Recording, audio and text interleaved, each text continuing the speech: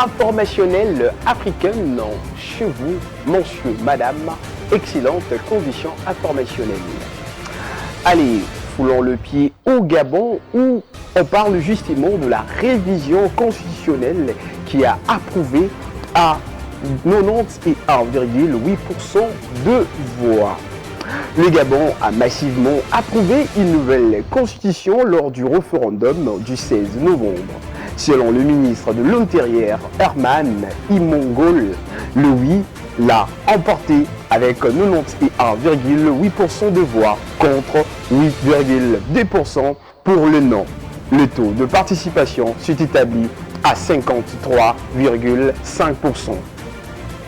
Le texte fondamental, présenté comme un pilier de la transition démocratique, instaure un régime présidentiel. Le mandat présidentiel sera de 7 ans renouvelable une fois. Le président pourra dissoudre l'Assemblée une fois par mandat, tandis que le Parlement aura le pouvoir de le mettre en accusation. La réforme interdit également la succession familiale à la présidence et impose des critères stricts. Les candidats devront avoir entre 35 et 70 ans et être nés d'au moins un parent gabonais. Porté par le général Brice Oligui Nguema, président de la transition, cette réforme intervient après coup d'État d'août 2023. Ce dernier avait renversé Ali Bongo, dont le régime était critiqué pour une mauvaise gestion des richesses pétrolières laïsanes. On va tout de suite maintenant, monsieur, madame, prendre une nouvelle direction, histoire d'arriver au Sénégal, où on parle justement de législatives qui y ont donné leurs résultats. Législative au Sénégal, quelle attente après la victoire du PASTEF. Les attentes de Sénégalais sont grandes avec le patriote africain du Sénégal pour le travail, l'éthique et la fraternité. PASTEF, le parti au pouvoir, vainqueur annoncé des élections législatives de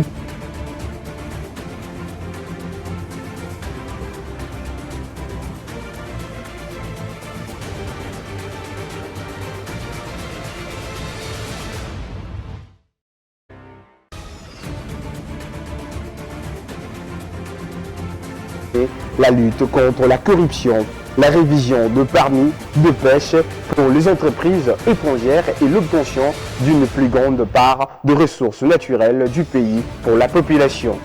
Les jeunes sénégalais en particulier ont été touchés par le chômage et l'inflation et ont beaucoup à gagner si les acteurs de la pêche, du pétrole et du gaz sont reformés.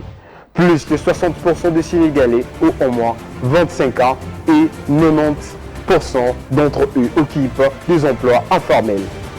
Le pêcheur artisanaux affirme que les chalutiers étrangers ne leur laissent que peu de poissons à pêcher et que les industries pétrolières et gazières du Sénégal sont dominées par des sociétés étrangères. M. Faye a promis de renégocier des contrats et de donner une plus grande part de la richesse au peuple sénégalais. Au moment de l'élection présidentielle, les nombreux Sénégalais en avaient assez des années de règne de Macky Sall, considéré comme un allié de la France et déconnecté de la jeunesse du pays. M. Faye a fait campagne sur un programme anti-establishment et a remporté l'élection présidentielle avec 54% de voix au premier tour.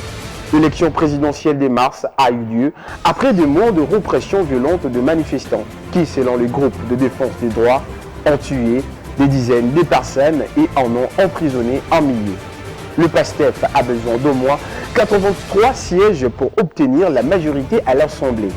Les analystes estiment qu'il a de fortes chances d'y parvenir, compte tenu de sa popularité et de la marge de victoire de M. Faye lors de l'élection présidentielle. D'autres n'ont pas encore été impressionnés par le 7 premiers mois de M. Faye au pouvoir. Ndeye Dior Gaye, coiffeuse, a déclaré qu'elle voterait pour un autre parti. Si vous êtes ici depuis 7 mois et que vous n'avez rien fait, vous ne pourrez rien faire si vous restez au pouvoir pendant 7 ans, a-t-elle déclaré. Le premier résultat provisoire devrait être connu lundi matin, mais le décompte final ne sera publié que plus tard dans la semaine. Allez, on va faire un petit tour en Côte d'Ivoire où les opérations de révision des listes électorales sont terminées. La révision de la liste électorale, entamée le 19 octobre 2024, s'est achevée ce dimanche 17 octobre 2024. Plus de 12 000 centres d'enrôlement sont restés ouverts à travers le pays durant un mois pour tenter d'étoffer la liste électorale de 4,5 millions de nouveaux inscrits. La liste actuelle regorge d'un peu plus de 8 millions d'électeurs. Mais malgré une semaine de prolongation accordée, cet objectif est loin d'être atteint. Durant les 30 jours qu'a duré l'opération, ce centre de Djamena-Williamsville n'a accueilli en moyenne qu'une dizaine de personnes par jour. Selon Flora, la chef du bureau, une influence faible mais en hausse progressive, portée par la mobilisation de partis politiques. Le premier jour, il n'y avait pas beaucoup de personnes, mais après ça, les gens ont commencé à venir un peu ici peut-être notre chance. C'est qu'il y a les représentants de partis politiques qui sensibilisent et même leurs différents partisans qui les envoient pour se faire enrôler, explique-t-elle. À la date du 9 novembre, soit la veille de la prolongation de l'opération, environ 500 000 nouvelles demandes d'inscription avaient été enregistrées par la commission électorale indépendante.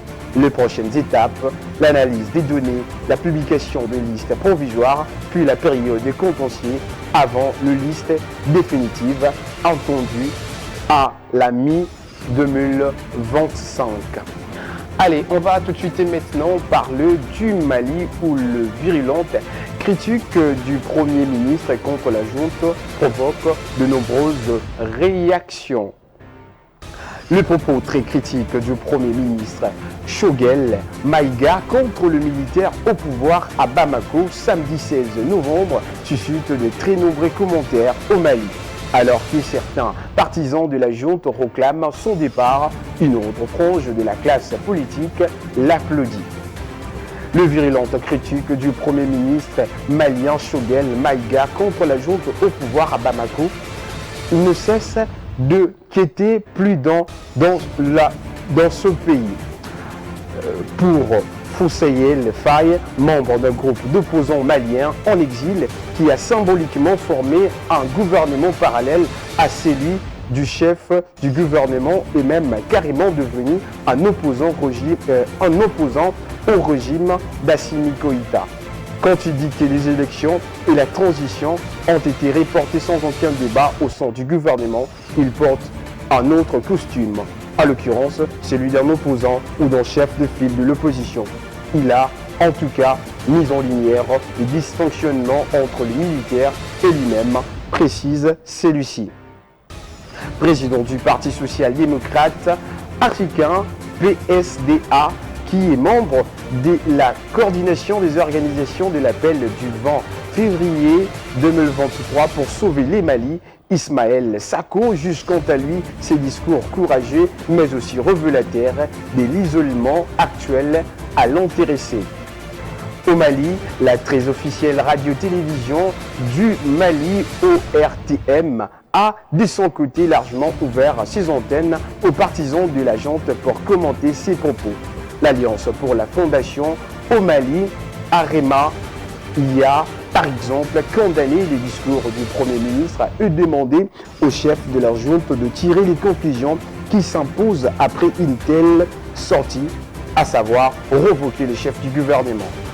Un autre mouvement pro-junte exige quant à lui la démission de Choguel Maïga dans un délai de 72 heures, estimant que celui-ci s'est rendu coupable de haute trahison.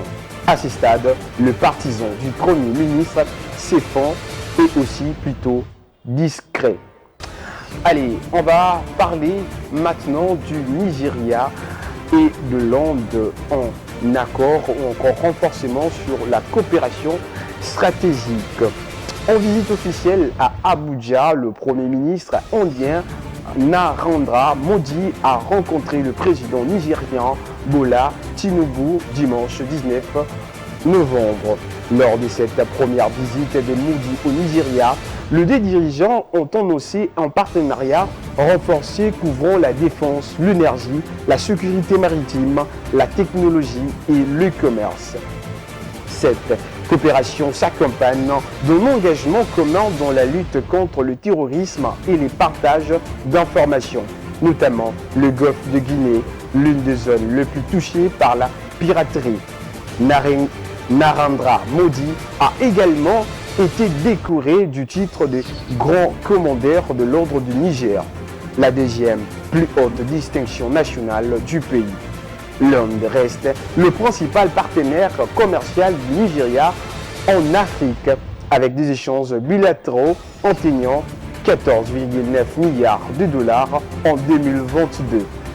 Avec 60 000 ressortissants indiens et 200 entreprises présentes au Nigeria, ces partenariats revêtent une importance stratégique pour les deux nations. Nous allons nous séparer avec cette dernière information qui concerne la République démocratique du Congo. On va ramasser tout de suite et maintenant le propos du président de la République démocratique du Congo qui disait hier, dimanche 17 novembre 2024, interdire de réfléchir sur la Constitution est une insulte à l'élite congolaise.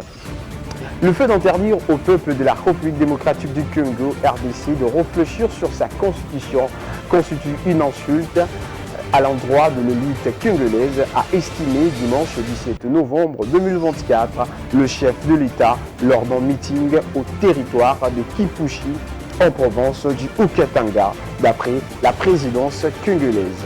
Je considère que c'est une injure à l'endroit de l'élite congolaise et de nous interdire de réfléchir sur notre constitution, a déclaré le président Félix Antoine Tshisekedi Tshilombo, qui a maintenu sa position contestée. Comme lors de son adresse la veille à Lubumbashi, le chef de l'État a été plusieurs fois interrompu par la foule réclamant la révision de la Constitution, laquelle démarche vise à favoriser les redécollages de la République démocratique du Congo. L'actuelle Constitution ayant montré ses limites, d'après le président Tshisekedi. Majoritairement consacré à la jeunesse, le discours du président de la République a appelé cette couche de la population à la vigilance. Ne vous laissez pas manipuler par ceux qui veulent déstabiliser notre pays, a lancé le président Tshisekedi. Ce meeting populaire du président Tshisekedi est intervenu juste après avoir lancé les activités minières de l'usine Kiko Kipushi Corporation à 30 km de la ville de Lubumbashi. Lors de ces occasions précédentes, telles qu'à Kisangani, dans la province de la Chopo, le président Félix Antoine Tshisekedi avait donné les motivations de sa démarche qui vise à doter les pays d'une nouvelle constitution inspirée des réalités du pays et qui ne puisse surtout pas s'ériger en handicap au bon fonctionnement des institutions étatiques. Il avait aussi précisé que cette démarche ne vise nullement à briguer un troisième mandat, comme l'affirme une certaine opinion. Je ne suis pas venu pour m'interniser au pouvoir. Tout ce que je fais, tout ce à quoi je pense, c'est au bonheur de mes compatriotes et au développement de mon pays. Parce qu'un jour, je veux devenir ex-président et je vais vivre dans mon pays auprès de miens, avait-il dit. Sans effet, messieurs et dames, pour les actualités chaudes de ce numéro, on va se quitter et s'attendre au prochain numéro. Au revoir.